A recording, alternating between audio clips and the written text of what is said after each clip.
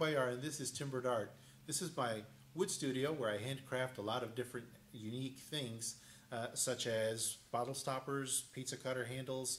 I also make boxes, and right now I'm making cutting boards. These items are all laser engraved and they're personalized to your specifications.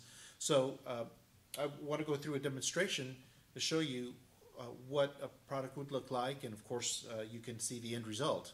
Most of the work is all set up on the computer first. The program I use is specially designed for the laser engraver. It allows me to go ahead and set up all the artwork on the computer before I send it to the laser engraver, which will then essentially print or engrave what I have on the computer screen. This machine can do a multitude of things, but primarily two basic things. It can engrave just like it is right now, or it can actually cut. We call this vector cutting, and it could actually cut right through acrylic such as this. You can see how thick that is. You can do that pretty much in one pass. Here's another example of some cutting that it can do. Now this is a template. This is a very common procedure for laser engraving. What it is essentially I'll cut a piece of acrylic to the shape of whatever else I'm going to fit inside there to engrave. That way I can do a multiple of things or engravings at one time. So this is comes in very handy, but this is just an example of showing you what this machine is capable of doing.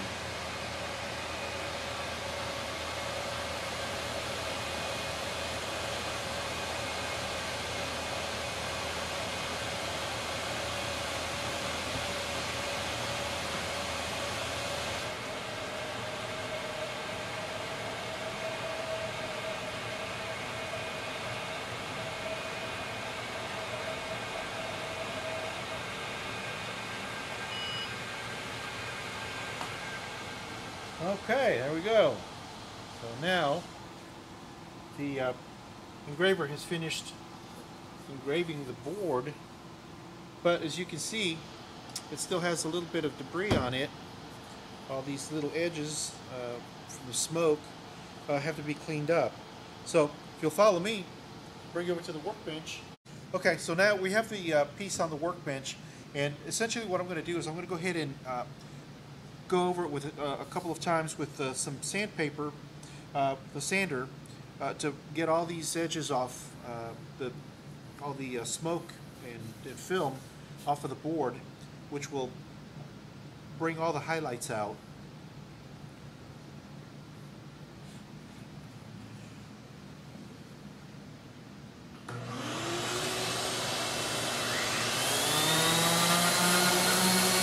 Okay, here we go. This is a completed project. As you can see, it cleaned up pretty well, and now it's actually ready to present.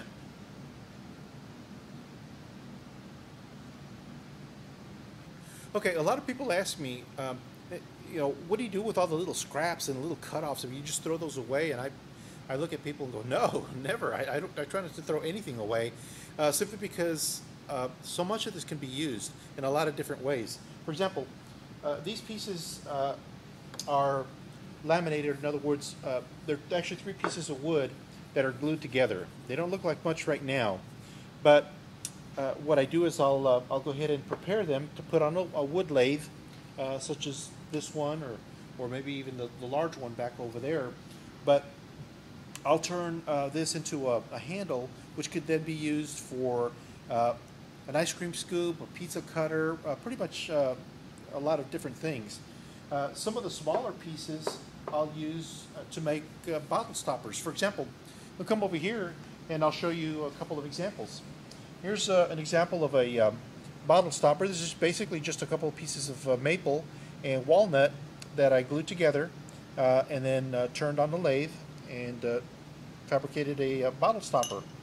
And this is what that would look like. Now, naturally, this would be for a little bit larger bottle, maybe one of those magnums or something, the big champagne bottles. But just as an example, I could, turn smaller type things like this. This is my alma mater, if you will. But you know, you can do a whole lot of different decorative things with those little scraps that would otherwise be thrown out.